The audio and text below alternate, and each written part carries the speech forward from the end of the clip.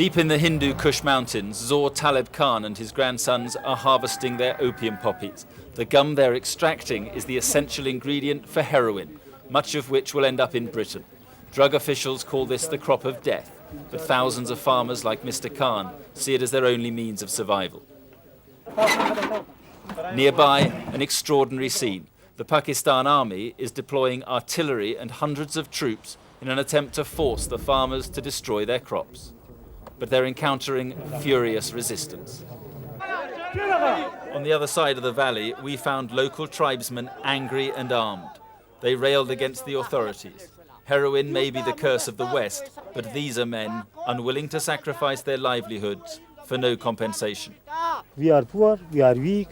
There is no way up our life without it. Such was the tension. A British drugs control official was warned not to approach the tribesmen.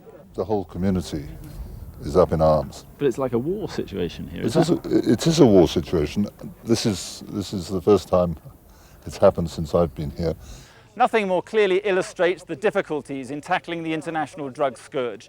These communities survive on the poppy, and they're even prepared to hold out against the Pakistan army. But it's in neighbouring Afghanistan that the real threat lies. The fiercely Islamic Taliban government is fighting its war from the proceeds of drugs sent to Britain and Europe. The country is a giant reservoir of opium on the roof of the world, producing almost limitless supplies. And throughout the country, hundreds of makeshift laboratories are turning raw opium into heroin. These are rare and exclusive pictures of a crude and simple process. High-grade acid is added to a morphine base to produce the heroin. It's an operation that translates into huge profits, but also incalculable human misery. And there's further evidence that a regime claiming to be run on the strictest religious principles is allowing the world to be flooded with the most evil drugs. We were shown these permits issued by the Taliban in exchange for a tax, permits which allow couriers free passage across and out of Afghanistan. Drug smuggling with official approval. Most traffickers get through to Europe, but in a jail in northern Pakistan, these Africans accused of drug running are facing the death penalty. According to narcotics agents, they're part of an international drugs ring and were on their way to Britain with more than £1 million worth of heroin. Yeah. This is the best quality heroin. Yeah. Outside, Colonel Shahid Jaffrey showed us the drugs they'd seized. And do you think you're catching most of it, or is most of it getting through? Be honest.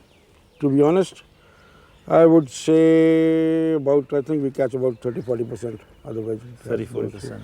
Because we are short of resources, short of manpower, but we try our best. He says the gang were planning to use stolen British passports. And the British connection goes further. Yes. He also showed us nearly 2,000 litres of the acid used to turn opium into heroin.